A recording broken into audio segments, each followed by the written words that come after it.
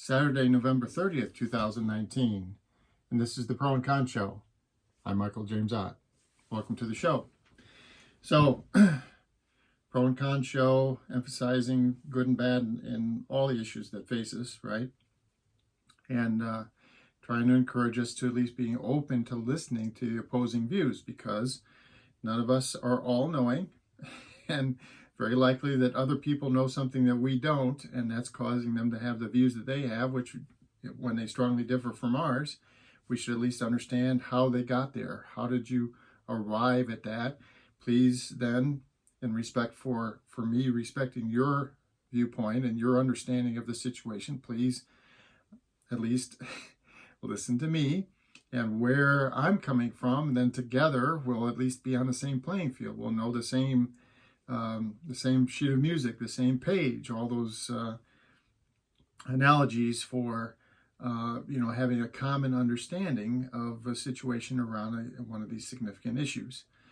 So today's show is called Booby Trap, and it's because here recently there was a recent event where, and I'll just put this on, I think I'm citing the Washington Post here, but come on now.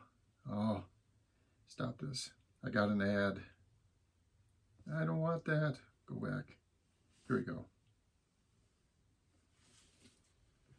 Okay, there it is. Man killed by booby trap rigged in his own home on Thanksgiving, say police. Okay, so just some highlights here. Man was killed Thanksgiving night by a booby trap he had apparently rigged in his own home. The deceased man, identified by police as 65-year-old Ronald Sear of Van Buren, Maine, called 911 after he was shot by a self-made home security device, and he was taken to a hospital where he died. He succumbed to his injuries sustained from the gunshot, said Van Buren police. Investigators at the scene discovered that his front door was rigged with a device designed to fire a handgun should anyone attempt to enter the door. Police reportedly found other unknown devices in his home that prompted them to call the Maine State Police Bomb Squad. So this guy had a bunch of homemade booby traps. And, okay, so I've talked about, and I will talk about multiple times, I'm sure, over the next weeks and months, but one of the main issues that we face as a nation, and we face as a species, but we primarily, mostly as a nation, I think, in these United States, is this discussion about gun safety and gun laws and Second Amendment rights, I think. The right to bear arms, anyway. So, and one of the things I cannot emphasize over and over and over again, that modern guns, modern weapons, are extremely efficient killing machines. They are extremely effective, efficient killing machines. When you discharge a gun, that bullet, when it leaves the muzzle, is traveling on a line that is true to where that barrel was pointed. And the velocity is very high. The energy carried with that bullet is very, very high. Modern muzzle velocities are unbelievably high. And then when it strikes something, it causes massive damage. And so if you're hunting with a modern rifle or something and you shoot a deer or something like that, it causes massive damage. Well, the whole point behind that whole discussion is to make sure that people understand just how dangerous guns are. And one of the problems that we have is that some number of people, and I'm not saying everybody, but there's some percentage of people who have a gun that don't really respect it. in one of two ways. So one of the ways is that these fellows can, do things. Well, I'm going to protect my home, so I'm going to, put booby traps around my house and use handguns or whatever to rig these booby traps. Well, the problem is that we're human, and as humans, you forget. And and the other part of that is that this particular booby trap was on the front door. Well, I don't know what the statistics are, but I strongly suspect that there isn't a very high percentage of people illegally entering homes through the front door.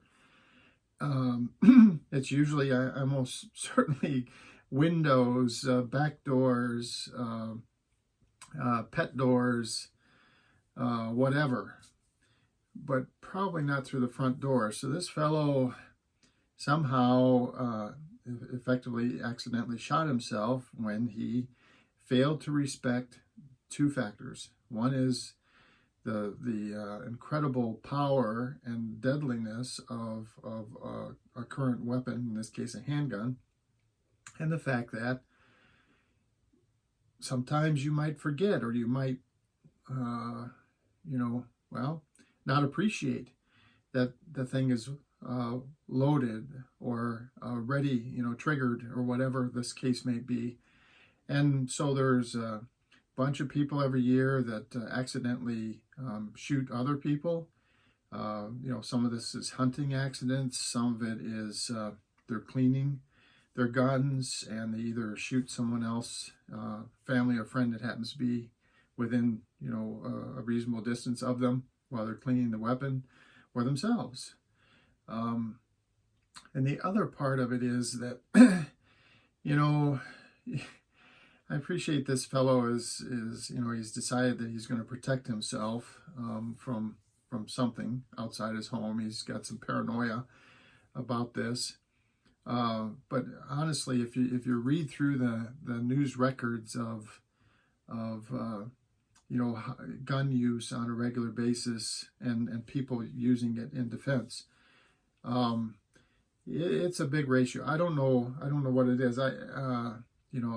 Maybe I'll try to find out one of these days to do some research. But my anecdotal recollection, is that for every time I've heard a story where a gun was used, quote unquote, appropriately to protect someone, or to take down an intruder, or stop a bank robbery, or whatever.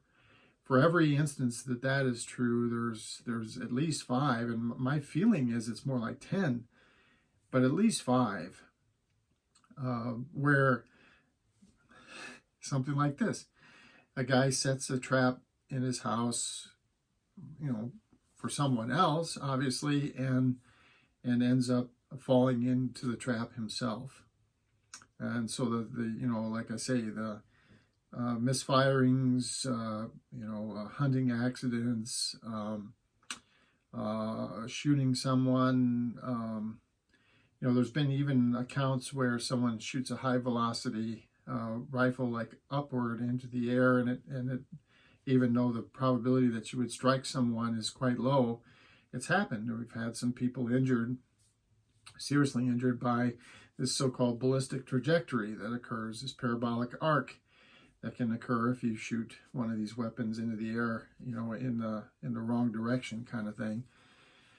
So the whole point being, guns are very, very, very powerful weapons, and I appreciate that there are some positives to them, because again, the main one is the one that I will cede to people who believe in them. That's the real reason why they're in the Constitution, is because it was to prevent invasion from foreign matters, or in the theory, the overthrow of a tyrannical government, should it ever form. God help us, I hope it never does, in these United States. But there's because of that tremendous power, tremendous capability, gosh, there has to be there has to be corresponding responsibility and training and licensing and registration and things like that. These two things have to coincide. Just like if you're driving a semi-truck, you have to have a special license versus, driving a passenger car versus driving a commercial bus or something like that, where you have many passengers. All these things, there's a corresponding responsibility, licensing, training associated with the different degrees and levels of capability and responsibility that you're taking on. And guns should be no different.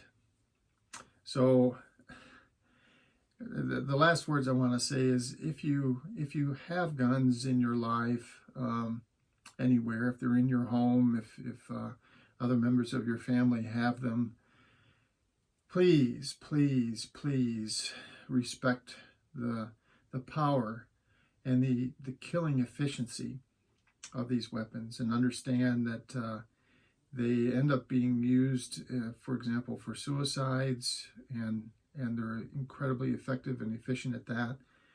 They're stolen on a regular basis and used by criminals, not purchased guns, but stolen ones. So you've got to protect these things from being stolen. And then all the safety, and the safeguards around, being careful while you're cleaning these weapons, while you're storing these weapons, like having them around children, where children don't recognize, 3-year-olds, 5-year-olds, 7-year-olds don't recognize, the importance, I'm missing the word here, but it's right at the tip of my tongue, but it's not coming to me. But anyway, so you have to, if you have guns in your life, please, please, please, please, please be very, very responsible for them, their safety, their security, and of course associated with your safety and your security. And I would implore you to be open to at least, appropriate, right, regulation, licensing, registration, training, appropriate to the level of the strength of these weapons. Just like we have, commercial bus licenses, and semi-tractor trailer licenses, and motorcycle licenses, and car licenses, and so on, right? And registrations and training for all those things. Okay. So for Saturday, November 30th, this has been the Pro and Con Show. I can't talk. And until the next show, bye for now.